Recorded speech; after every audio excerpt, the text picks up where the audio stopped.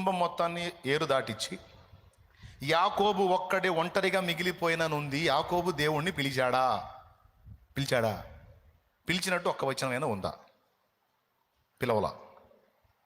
కానీ దేవుడు వచ్చాడు.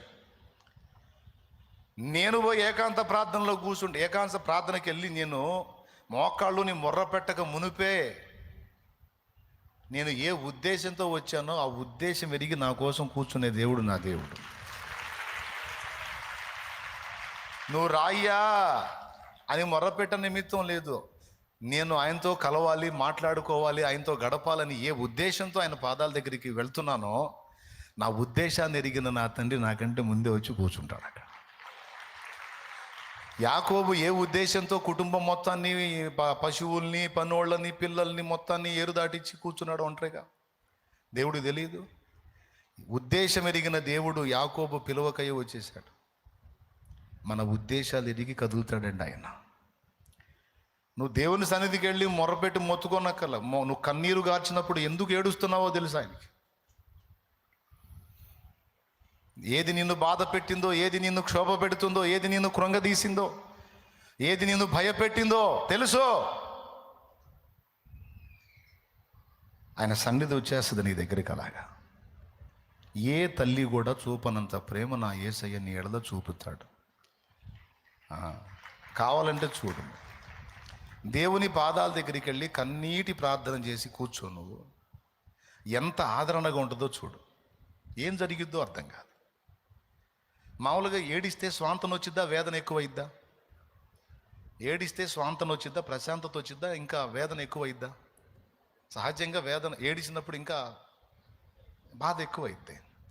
కానీ ప్రభు పాదాల దగ్గరికి వెళ్ళి నువ్వు ఏడిస్తే ఆయన కౌగిలించుకున్నట్టు నీకు కనబడడు, కానీ ఖచ్చితంగా ఆయన నిన్ను హత్తుకుంటాడు. ఆయన నిన్ను హత్తుకున్న విషయం నీకు ఎలా గ్రహింపైద్దంటే నీకు స్వాంతన కలిగిద్ది, బరువు దిగిపోయినట్టు ఉంటుంది. ఎంతమందికి ఉంది అనుభవం? ఉందా నిజంగా? అబ్బా, దేవునికి స్తోత్రం కలుగును గాక. పెద్ద బరువు దిగిపోయినట్టు ఉంటుంది. ఆయన దగ్గరికి పోయి కూర్చొని మనస్ఫూర్తిగా కాసేపు కన్నీరు గార్చి ఏడిస్తే చాలు, బరువు దిగిపోయినాడు. ఎన్నిసార్లు అనుభవించానో నేను.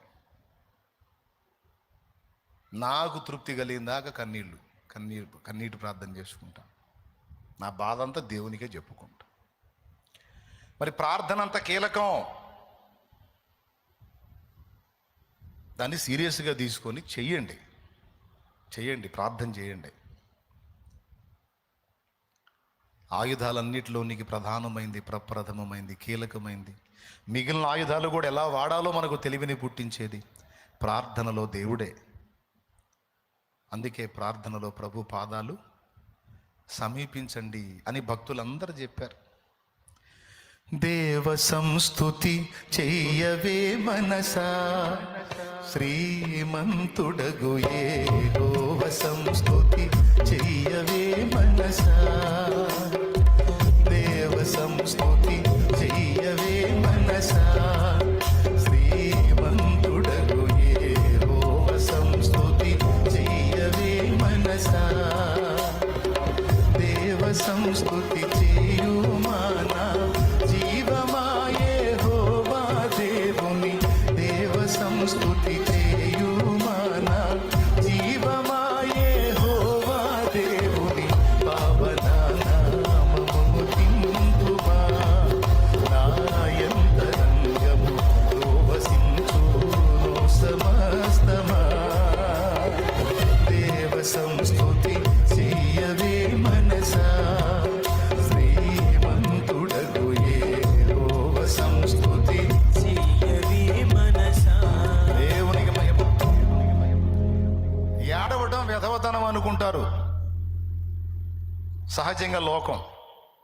కన్నీరు గార్చడం వ్యధవతనం అనుకుంటారు సహజంగా లోకం. అందుకే జెంట్స్ చాలా మంది కన్నీళ్లు పెట్టుకోరు. వానికి ఎంత బాధ కలిగినా ఏ కాడికి కళ్ళల్లో నీళ్లు కళ్ళల్లోనే గుక్కుతూ ఉంటాడు, కానీ బయటపడాడు. నిజమే, ఒక రకంగా లోకం చెప్పింది ఏడవటం ఒక రకమైన బలహీనత. కానీ ఇక్కడ మనం పురుషులు స్త్రీలు అందరూ గుర్తించాల్సింది ఏంటంటే, బైబిల్ చెప్పిన అర్థం ఏడుపుకి వేరు. బైబిల్ చెప్పిన అర్థం ఏడుపుకి ఏంటో తెలుసా? కన్నీటికి మగసిరి అన్నాడు. విచిత్రమైన అర్థం ఇచ్చాడు బైబిల్. ఏడ్పుకి బైబిల్ ఇచ్చినటువంటి నిర్వచనం మగసిరి. హోషేయ గ్రంథములో చెప్పాడు, యాకోబు మగసిరి గలవాడై కన్నీళ్లతో దేవుని వేడుకొని. చూస్తారా? 12వ అధ్యాయం 3వ వచనం. హోషేయ గ్రంథము 12:3 చదువు. తల్లి గర్భమందు యాకోబు తన సహోదరుని మడిమెను పట్టుకొనెను. మగసిరి గలవాడై అతడు దేవునితో పోరాడెను. అతడు దూతతో పోరాడి జయముందెను. అతడు కన్నీరు విడిచి అతని బతిమాలెను. బేతేలులో ఆయన అతనికి ప్రత్యక్షమాయెను. చూసారా?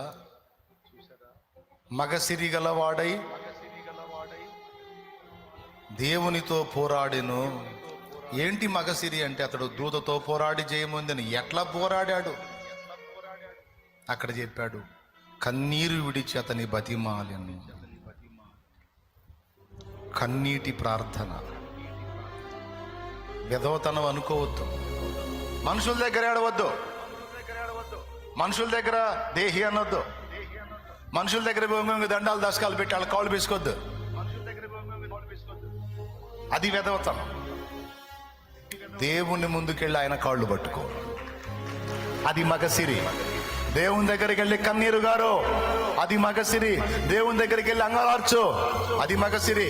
అక్కడ నువ్వు దుఃఖపడితే, అక్కడ నువ్వు కన్నీరు విడిస్తే, అక్కడ నువ్వు ఆయన పాదాలు పట్టుకుంటే ఎవ్వడి కాళ్ళు పట్టుకోవాల్సిన అవసరం లేదా.